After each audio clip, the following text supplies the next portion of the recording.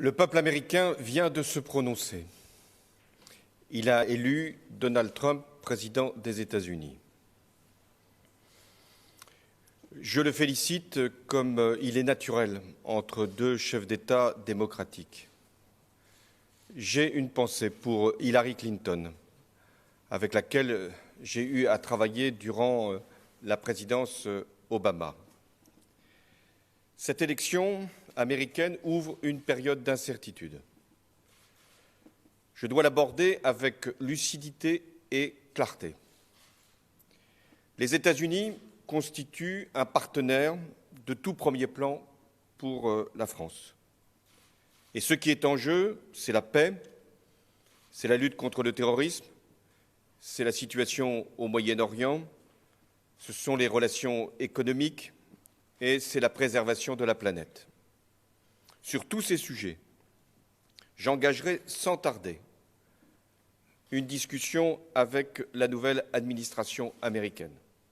Elle entrera en fonction le 20 janvier. Mais je le ferai avec vigilance et franchise, car certaines positions prises par Donald Trump durant la campagne américaine doivent être confrontées aux valeurs et aux intérêts que nous partageons avec les États-Unis. Et l'amitié entre nos deux peuples et notre histoire commune nous y aideront. La France poursuivra également la coopération transatlantique, sans concession et en toute indépendance.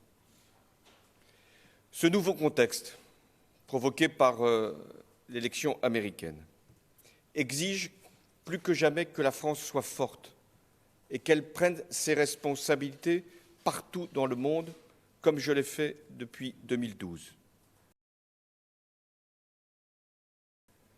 Ce contexte appelle également à une Europe unie et également capable de s'exprimer et de porter une politique partout où ses intérêts ou ses valeurs sont en cause. Je pense à la liberté, à la dignité, à la cohésion sociale, à la lutte contre la pauvreté.